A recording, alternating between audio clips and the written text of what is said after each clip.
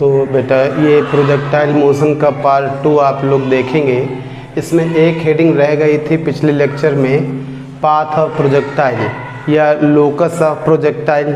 ठीक है, तो देखिए पाथ ऑफ प्रोजेक्टाइल या लोकस ऑफ प्रोजेक्टाइल या ट्रेजेक्टरी ऑफ प्रोजेक्टाइल, इन तीनों हेडिंग का एक ही मतलब है। प्रोजेक्टाइल जिस पाथ को फॉलो करता है वो पाथ कैसा होता है, सर्कुलर होता है या एलिप्टिकल होता है या फिर पैराबोलिक होता है या हाइपरबोलिक। तो एक सिंपल सा एग्जांपल आप पहले कंसीडर कर लें। मान लीजिए ग्राउंड है, ग्राउंड से एक बॉल को इनिशियल वेलोसिटी u से हॉरिजॉन्टल से थीटा एंगल पर प्रोजेक्ट कर दिया गया है। तो ये बॉल इस तरह से मोशन कर रही है, सब पढ़ाया जा चुका है। हमने आपको पिछले वीडियो में बताया था कि जहाँ से किसी बॉडी को प्रोजेक्ट करें वहाँ पर अपने लिए अपने को अच्छे समझ में आ जाए, इसलिए वहाँ पर हमेशा ओरिजिन क्रिएट किया करो। तो ये एक्स एक्सिस आप ले लीजिए और इसको वाई एक्सिस बना लीजिए, तो यहाँ आ जाएगा ओरिजिन। दूसरा काम ये होता है कि इनिशियल वेलोसिटी के कंपोनेंट ले लो, हॉरिजॉन्टल कंपोनेंट और वर्टिकल कंपोनेंट। तो इधर इनिशियल हॉरिजॉन्टल वेलोसिटी ux, ये u cos थीटा हो जाएगा, और इनिशियल वर्टिकल वेलोसिटी uy, ये हो जाएगा u sin थीटा। ठीक है, तो ओरिजिन से मान लीजिए t टाइम बाद जिस भी बॉडी को आपने प्रोजेक्ट किया है वो बॉडी t टाइम बाद पॉइंट P तक आ गई, जिसके कोऑर्डिनेट्स आप x, y कह लीजिए। नहीं, ये x, y कोऑर्डिनेट्स का यहाँ मतलब ये है कि ये बॉडी t टाइम में हॉरिजॉन्टल डायरेक्शन में डिस्प्लेस हुई है x और t टाइम में वर्टिकल डायरेक्शन में डिस्प्लेस हुई है y। हॉरिजॉन्टल डायरेक्शन में डिस्प्लेस कराने के लिए हॉरिजॉन्टल वेलोसिटी यानी ux यानी u cos थीटा रिस्पॉन्सिबल है। वर्टिकल डायरेक्शन में डिस्प्लेस कराने के लिए वर्टिकल वेलोसिटी uy यानी u sin थीटा रिस्पॉन्सिबल है। अब इसको आप डिस्प्लेसमेंट अलोंग x एक्सिस और इसको डिस्प्लेसमेंट अलोंग y एक्सिस यानी sx और sy आप कंसीडर कर लीजिए। बाकी सब वही है। फॉर हॉरिजॉन्टल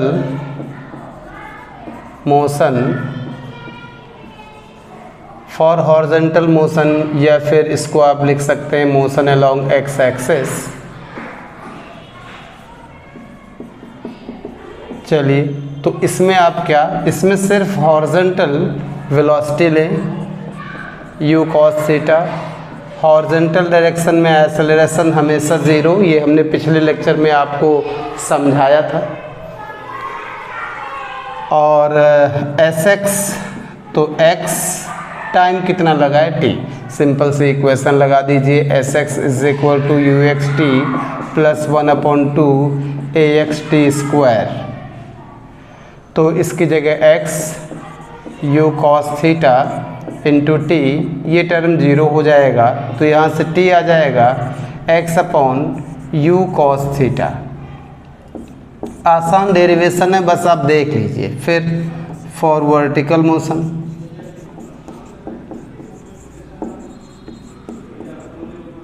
या फिर motion along y axis,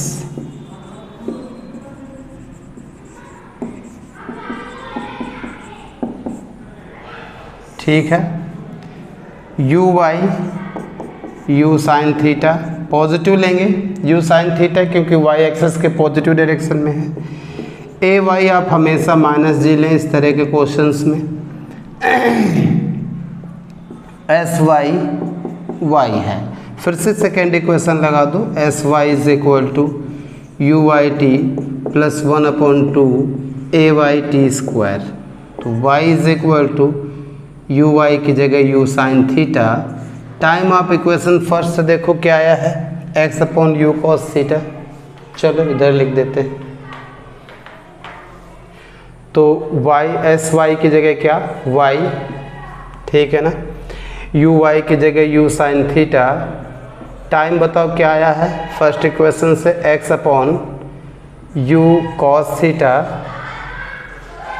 minus हो जाएगा, ए वाई की वैल्यू माइनस जी है तो माइनस जी, टी स्क्वायर की जगह x square upon you square cos square theta, you you यहाँ कैंसिल हो जाएगा और ये बच जाएगा tan थीटा, तो tan theta into x minus, इसको आप लिख सकते हैं, ये x ऊपर लिखते हैं हम आप तो g upon 2u square cos square theta into x square.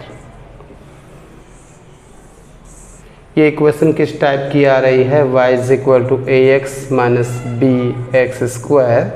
ये y में लीनियर इक्वेशन है, यानी y में ये फर्स्ट डिग्री की है, सेकेंड में x में ये सेकेंड डिग्री इक्वेशन है, क्वाड्रेटिक है। तो कोई भी ऐसी इक्वेशन जो x में सेकेंड डिग्री हो और y में 1 डिग्री, या y में सेकेंड डिग्री हो x में 1 डिग्री, तो ये सारी इक्वेशंस पैराबोला को रिप्रेजेंट करती हैं। इसलिए ये वाला पाथ, ये वाला कर्व जो आप देख रहे हैं, ये बच्चे क्या है, पैराबोला। तो पाथ ऑफ प्रोजेक्टाइल कैसा होता है बेटा, पैराबोलिक होता है, क्योंकि ये पैराबोला की इक्वेशन को फॉलो कर रहा है। तो सिंपल सा है, पाथ ऑफ प्रोजेक्टाइल या ट्रेजेक्टरी ऑफ प्रोजेक्टाइल या लोकस ऑफ प्रोजेक्टाइल का मतलब ये है, ये जो भी रास्ता है, ये जिस भी पाथ को फॉलो कर रही है, ये पाथ कैसा है, ये पाथ पैराबोलिक है। जबकि एक दो बच्चों को हमने सर्कुलर पाथ कहते हुए भी देखा है। कुछ बच्चे ऐसे मन में बना लेते हैं कि ये सर्कल का थोड़ा सा पार्ट है, ये सर्कल का पार्ट नहीं है बेटा, ये पैराबोला का पार्ट है, ठीक है। तो path of projectile is parabolic. खैर, ये जो इक्वेशन आई है y is equal to tan theta into x minus g upon 2u square cos square theta into x square, ये इस पैराबोलिक पाथ की इक्वेशन है और काफ़ी ज़्यादा इम्पॉर्टेंट है। आप इसको समझ भी लें और मेमोराइज भी कर लें ताकि न्यूमेरिकल्स में आप इसका यूज़ कर सकें। तो हॉरिजॉन्टल प्लेन में प्रोजेक्टाइल मोशन से रिलेटेड जो इम्पोर्टेंट डेरिवेशंस थे जो आपके काम आ सकते हैं, वो सारे हमने करा दिए। टाइम ऑफ फ्लाइट पिछले वीडियो में हो गया है, रेंज और उससे रिलेटेड छोटी छोटी बातें पिछले वीडियो में हो गई हैं, ठीक है। मैक्सिमम हाइट भी पिछले वीडियो में हो गई हैं। एक छोटी सी डेरिवेशन पाथ ऑफ प्रोजेक्टाइल की बची थी, तो वो भी आपने देख ली। तो फर्स्ट ईयर एग्ज़ाम के लिए तो इतना ही इम्पोर्टेंट है। और न्यूमेरिकल्स देख लीजिए छोटे छोटे। देखिए, अगर मैं कहूँ if initial velocity of a projectile is 3i cap plus 4j cap meter per second, then calculate first part में time of flight, second part में मैक्सिमम हाइट, थर्ड पार्ट में रेंज एंड फोर्थ पार्ट में आपसे पूछ रहा है equation of path, ठीक है। जी की अगर ज़रूरत पड़े तो आप 10 यूज़ करें, ठीक है ना। तो देखिए, अच्छा क्वेश्चन है। थोड़ा समझाने के लिए प्रोजेक्टाइल का हल्का सा डायग्राम बना लें, उसके पाथ वाला याद करो। ये u थीटा, इधर ये horizontal velocity u cos theta, ये vertical initial velocity u sin theta. इतना तो तुम लोग जानते हो। x एक्सिस की तरफ यूनिट वेक्टर i कैप होता है, y एक्सिस की तरफ यूनिट वेक्टर j कैप होता है, नहीं? तो जो इनिशियल वेलोसिटी दी है u vector is equal to 3i cap plus 4j cap meter per second. तो बेटा ऐसे समझो, i कैप 3 के साथ i कैप लगा है, यानी ये इनिशियल हॉरिजॉन्टल वेलोसिटी है, यानी ये u cos थीटा है क्या, 3। देखो i कैप का मतलब क्या है, ये जो 3 है 3 मीटर पर सेकेंड, ये बच्चे एक्स एक्सिस के अलॉन्ग है, आई कैप इसके साथ लगा है, जिसके साथ जे कैप लगा हो इसका मतलब वो इनिशियल वर्टिकल वेलोसिटी है, यानी यू साइन थीटा। तो यू कॉस थीटा बेटा कितना 3, यू कॉस थीटा 4। आप फिर से समझ लीजिए, आप डायग्राम में देखिए, इनिशियल हॉरिजॉन्टल वेलोसिटी यानी वेलोसिटी अलोंग एक्स एक्सिस कितना यू कॉस थीटा। इधर देखिए आई कैप ये बता रहा है कि 3 जो है वो इनिशियल हॉरिजॉन्टल वेलोसिटी यानी वेलोसिटी अलोंग एक्स एक्सिस है, तो यू कॉस थीटा तो 3 हो गया। अच्छा वाई एक्सिस जे कैप मतलब वाई एक्सिस के अलोंग वेलोसिटी क्या है यू साइन थीटा, और ये 4 हो गया। अब आप एक एक पार्ट को बड़े आराम से सॉल्व कर लीजिए। टी इज इक्वल टू क्या, ये फॉर्मूले तो तुम्हें याद होंगे ना, u sine theta upon g two u sine theta की जगह 4 अपॉन जी की जगह 10, तो 0.8 सेकेंड। दूसरा you square sine square theta upon 2g, you square sine square theta 16 आ जाएगा 2, चलो ये भी आ जाएगा मीटर में। थर्ड देखो range u square sine 2 theta upon g, यानी यू स्क्वायर, इसको ब्रेक कर दीजिए फॉर्मूले में, 2 साइन थीटा कॉस थीटा, ये साइन 2 थीटा का फॉर्मूला होता है 2 साइन थीटा कॉस थीटा। चलो तो आर क्या आ जाएगा बेटा, 2 बाहर लिख लो, ठीक है। यू स्क्वायर है तो यू साइन थीटा, एक तो साइन थीटा के साथ एडजस्ट कर दो, एक कॉस थीटा के साथ, अपॉन जी, वैल्यूज डाल दो, आंसर आ गया।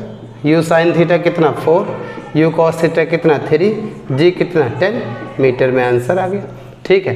एंड देन बच्चे पाथ की इक्वेशन क्या होगी, वो भी बहुत आसान है, आप देख लीजिए।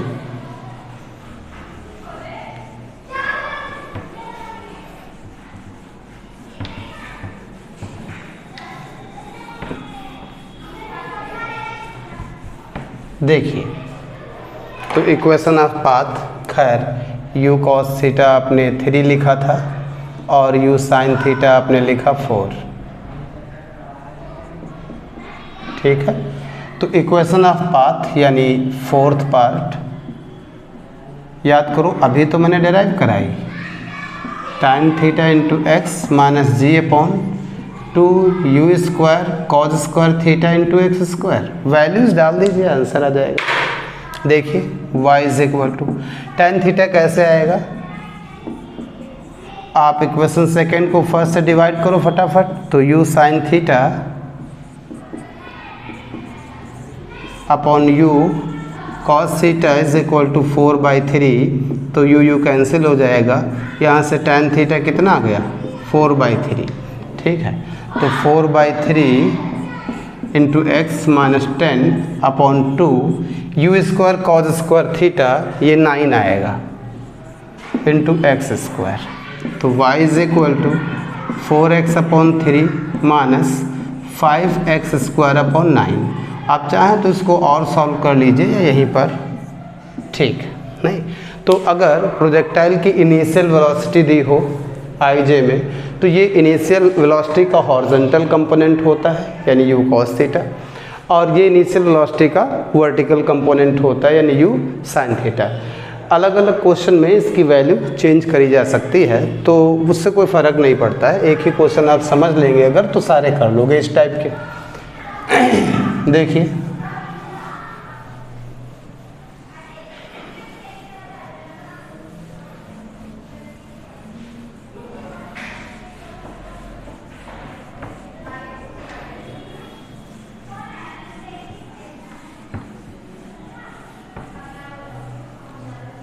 और देखिए इसी टाइप के,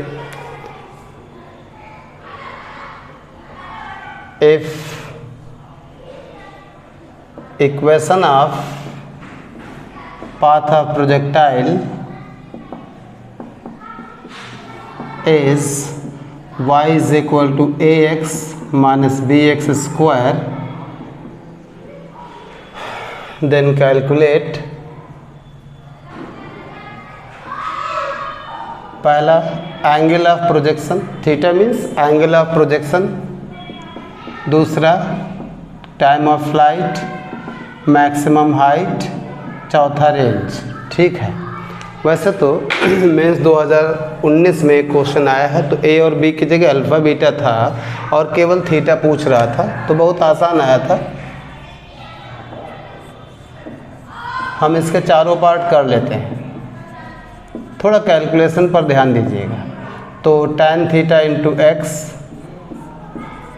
minus g upon 2u square cos square theta into x square. एक तो पाथ की इक्वेशन दी हुई है क्वेश्चन में और दूसरी हम लोग जानते हैं, ठीक है।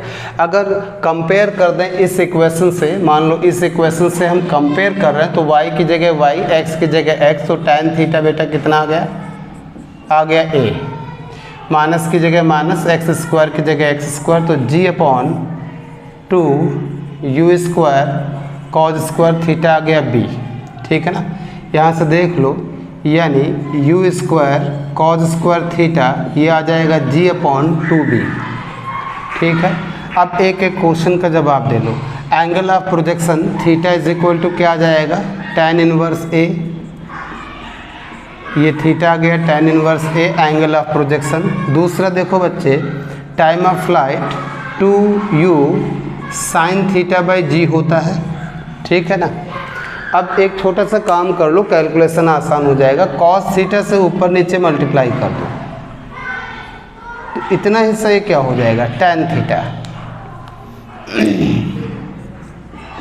तो 2u cos theta, 2u cos theta, ये क्या हो गया, tan थीटा अपॉन g। तो t देखो बेटा क्या आ गया यहाँ से, 2 अपॉन जी, 2 अपॉन जी। u कॉस थीटा की जगह क्या, square root g upon 2b, ठीक है, यहाँ से। और tan थीटा की जगह a, तो ठीक है, आंसर तो आ गया है। आप चाहो तो इसको और सॉल्व कर लो, g अपॉन 2b, a को अंदर लाओगे स्क्वायर रूट के a स्क्वायर, 2 अंदर आएगा 4, g अंदर आएगा g स्क्वायर। तो सॉल्व करना है तो जी एक कैंसिल हो जाएगा, 2 कैंसिल होगा, तो 2a स्क्वायर अपॉन बी जी का स्क्वायर रूट। देख लीजिए आप, 2a स्क्वायर अपॉन बी जी का स्क्वायर रूट। तो ये टाइम ऑफ फ्लाइट आ गया। कैलकुलेशन का इशू है, आप दूसरे मेथड से भी कर सकते हैं, लेकिन इससे आसान पड़ेगा। h is equal to u square sine square theta upon 2g, यही तो होता है h का फॉर्मूला। इसमें अगर आप कॉस स्क्वायर थीटा से ऊपर नीचे फिर से मल्टीप्लाई कर दें तो देख लो, फिर से फॉर्मूला बन जाएगा, h is equal to u square upon 2g, या देख लो ये तो हो गया tan स्क्वायर थीटा, और u square cos square theta को एक पास रखो, ठीक है। ये हो गया tan स्क्वायर थीटा, बचा क्या, केवल अपॉन में 2g तो बचा, तो h is equal to 1 upon 2g, ये हमने लिख ही लिया पहले। u square cos square theta की जगह क्या, देखो यहाँ से g upon 2b, tan square theta हो जाएगा a स्क्वायर, तो g कैंसिल हो गया, h यहाँ से आ गया बेटा, h क्या आ रहा है, देखो a स्क्वायर अपॉन, ठीक है, 4b, तो ये h आ गया, ठीक है। और देखो बच्चे, अगर आपसे रेंज पूछ रहा है तो रेंज भी ऐसे ही आप कर सकते हैं। फोर्थ पार्ट में आपसे रेंज भी पूछ रहा है तो रेंज देखो, u square sine 2 theta upon g, यानी u स्क्वायर साइन 2 थीटा की जगह 2 sine theta cos theta upon g. फिर से वही काम करो, कॉस स्क्वायर थीटा से ऊपर नीचे मल्टीप्लाई डिवाइड कर दो, एक तो ये कैंसिल ही हो जाएगा और दूसरा बचेगा tan थीटा, ठीक है ना। तो r आ जाएगा 2 अपॉन जी, ये 2 अपॉन जी पहले ही लिख लो, u square cos square theta, ठीक है, u square cos square theta और 2 अपॉन जी, और यहाँ से बच्चे ये बचेगा tan थीटा। तो सिर्फ वैल्यू आपको डालनी है r is equal to 2/g u square cos square theta, देखो g/2b, और tan थीटा याद करो a आया था, तो g कैंसिल हो जाएगा, 2 कैंसिल हो जाएगा, तो ये r बचेगा a/b। देख लो 2 कैंसिल हुआ, g कैंसिल हुआ, तो r is equal to a/b। अब देखो बेटा, ये तो मैंने a और b वैल्यू डाल के लिखा है, ठीक है। जब आपके क्वेश्चन पेपर में मान लो यहाँ a की जगह √3 आ गया, b की जगह कोई दूसरा नंबर आ गया, तो इस तरह क्वेश्चन में कुछ नहीं कर सकता, सिर्फ a और b की अलग अलग वैल्यूज डालेगा। रही बात सॉल्व करने की, सॉल्व ऐसे ही करना है, देखो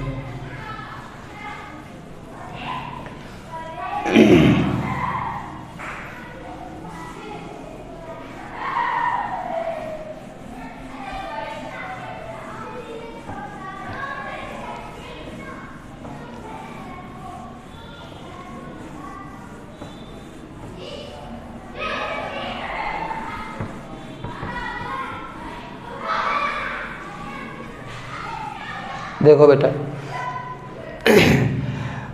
लेक्चर फर्स्ट में हमने बताया था अगर किसी प्रोजेक्टाइल को थीटा एंगल पर प्रोजेक्ट किया जाए या 90 - थीटा पर प्रोजेक्ट किया जाए, तो दोनों केस में रेंज जो है हॉरिजॉन्टल रेंज वो सेम बनी रहती है, ठीक है। तो मान लीजिए बच्चे, क्वेश्चन हम आपको देते हैं एक, मान लो ये प्रोजेक्टाइल ये वेलोसिटी से थीटा एंगल पर प्रोजेक्ट किया गया, और ये प्रोजेक्टाइल सेम वेलोसिटी से 90 - थीटा पर प्रोजेक्ट किया गया। तो वेलोसिटी सेम है, एंगल एक थीटा एक 90 - थीटा है, तो ये रेंज तो सेम होगी, ये तो आप जानते हो रेंज सेम होगी। मैक्सिमम हाइट मान लीजिए फर्स्ट केस में h1 है और सेकेंड केस में मैक्सिमम हाइट h2 है, ठीक है ना। तो अगर हम पूछे कि h1 h2 और r में रिलेशन आप बताइए, ये h1 h2 और r कैसे रिलेट होंगे, नहीं तो देखिए बच्चे बहुत आसान है। फिलहाल r क्या होगा, u स्क्वायर साइन 2 थीटा लिखो या 2 sine theta cos theta upon g लिख लो। h1 क्या होगा, u square sine square theta by g, sorry 2g, और h2 क्या होगा h2 होगा u square sine square. Velocity तो सेम है, एंगल बस थोड़ा सा चेंज कर रहा है, 90 - थीटा है upon 2g।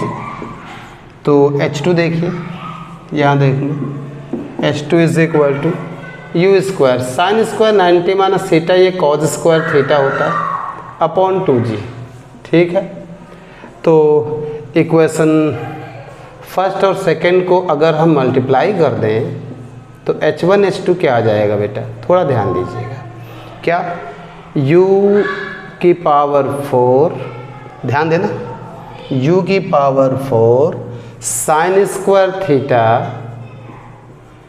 Cause square theta upon 4g square, यही तो आ रहा है। अब r को भी रिलेट करना है ना, r तो r तो इसमें दिख नहीं रहा है, अभी दिखेगा, आप थोड़ा सा ध्यान दीजिए। इसको लिख सकते हो u square sine theta cos theta upon g का होल स्क्वायर, ओके।